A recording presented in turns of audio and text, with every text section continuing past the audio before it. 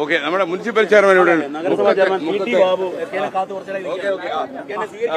ഓ സന്തോഷം സന്തോഷം. നമ്മുടെ മുക്കം മുനിസിപ്പാലിറ്റിയൊക്കെ ഇതിന് ശക്തമായിട്ട് എതിർക്കുന്നല്ലേ? മുക്കം കുറച്ചൊരു ഹോട്ട്സ്പോട്ട് ആണെന്ന് അല്ലേ? അപ്പൊ എന്താണ് മുനിസിപ്പാലിറ്റി ഇതിനകത്ത് ചെയ്യുന്നത്? മുനിസിപ്പാലിറ്റി അതിന്റെ വാർഡ് തലത്തിലുള്ള ജാഗ്രതാ സമിതികളെല്ലാം ശക്തമായി കൊണ്ടിരിക്കുകയാണ്.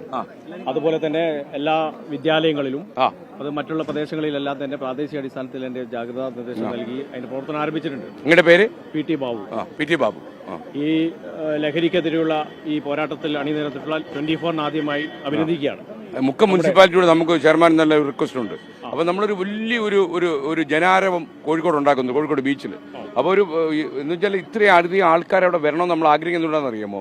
അതായത് ഇത് വിതരണം ചെയ്തതിൽ നല്ല സംഘം മലയാളികളുണ്ട്. ഇവർ ഭയക്കണം. കേരളീയ ജനസമൂഹം മുഴുവൻ ഇത് എതിരാണെന്ന് മനസ്സിലായില്ല, ഇവന്മാർ മാളത്തിൽ ഒളിക്കും. അല്ലെങ്കിൽ ഇവന്മാർ ഇറങ്ങിയെന്ന് വിതരണം ചെയ്യുമ്പോൾ പിടിക്കുന്ന എല്ലാം മലയാളികളാണ്, കൊടുക്കുന്നതെല്ലാം വേറെ ആൾക്കാരാണ്, പക്ഷെ പിടിക്കുന്ന മലയാളികളാണ്.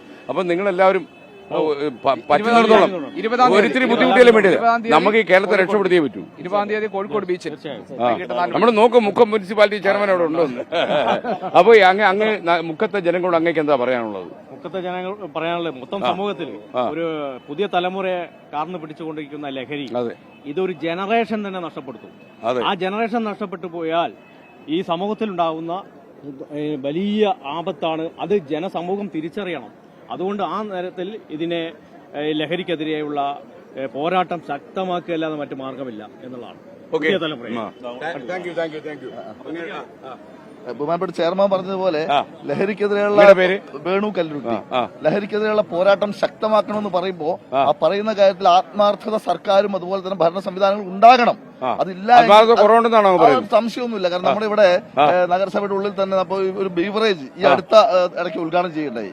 ആ ബീവറേജ് വന്നപ്പോ നഗരസഭയിൽ വോട്ടെടുപ്പ് വേണ്ടി വന്ന സാഹചര്യം ഉണ്ടായി. വോട്ടെടുപ്പിൽ ഭൂരിപക്ഷങ്ങളും അത് വേണ്ട എന്നാണ് ആഗ്രഹിച്ചത്. പക്ഷേ ബഹുമാനപ്പെട്ട ചെയർമാൻ ഉൾപ്പെടെയുള്ള ആളുകൾ അന്ന് മൗനം പരിശീലന അല്ലെങ്കിൽ പേരിൽ ഇപ്പൊ ഞങ്ങൾ ഹൈക്കോടതിയിൽ കേസ് ലഹരിക്കെതിരെ ദേശീയ തലത്തിൽ കർമ്മ പദ്ധതി തയ്യാറാക്കണം. സംസ്ഥാന തലത്തിലും അത് താഴോട്ട് തന്നെ പ്രാദേശിക തലത്തിലും ആ കർമ്മ പദ്ധതി തയ്യാറാക്കിയെങ്കിൽ മാത്രമേ ഈ പദ്ധതി നടപ്പിലാക്കാൻ കഴിയുള്ളൂ. ഇതിനെതിരെ പോരാട്ടം നടത്താൻ സാധിക്കും. ഈ ഭരണപക്ഷവും പ്രതിപക്ഷവും ഒന്നിക്കാൻ പറ്റുന്നത് കോഴിക്കോടാണ്. കോഴിക്കോട് ബീച്ചിലേക്ക് വരും. അപ്പൊ നമുക്ക് ഈ മയക്കുമരുന്ന് വ്യാപനം തടയണം. അത് കഴിഞ്ഞപ്പോൾ ബാക്കി ബെവറേജ് നോക്കാം. ഓക്കെ, എല്ലാവരും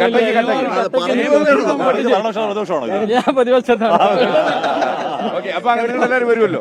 അപ്പൊ എല്ലാവരും അവിടെ കാണണം. നമുക്ക് ഒരു പക്ഷവുമില്ലാതെ ഒരേ പക്ഷം ജനങ്ങളുടെ പക്ഷം.